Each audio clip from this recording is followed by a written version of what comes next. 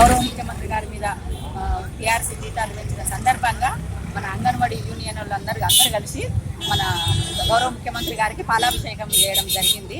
ఇదే విధంగా మనకు గత ప్రభుత్వాలతో పోల్చుకుంటే అంగన్వాడీ టీచర్లకు వస్తే అంగన్వాడీ టీచర్లు కాదు, వాళ్ళు వర్కర్లుగా, ఒక కూలీలుగా వర్కర్లుగా ప్రకటించబడ్డాయి అన్ని ప్రభుత్వాలు కూడా. ఓన్లీ మన ఇక్కడ తెలంగాణ ప్రభుత్వం వచ్చిన తర్వాతనే వాళ్ళను టీచర్గా గుర్తించి వాళ్ళకు జీతాలు కూడా పెంచడము, వాళ్ళకు ఒక గౌరవ వేతనంగా వాళ్ళకు గౌరవించుకోవడం జరిగింది. అందుకు వాళ్ళు మన గౌరవ ముఖ్యమంత్రికి చాలా రకాలుగా వాళ్ళు కూడా రుణపడి ఉన్నారు. ఇప్పుడు నిన్న కూడా వాళ్ళకు జీతాలు పెంచుతామని ప్రకటించడంతో చాలా నిజంగా కూడా వాళ్ళు చాలా హర్షిస్తున్నారు. చాలా సంతోషంతో ఈరోజు మన ముఖ్యమంత్రి గారికి పాలాభిషేకం చేయడం జరిగింది. ఇందుకు మన ఒక తెలంగాణ ప్రభుత్వము దీనికి నిదర్శనము. ఎందుకంటే మనకు ఒక మహిళా పక్షపాత ప్రభుత్వం అని ఒక నిరూపించుకోవడానికి.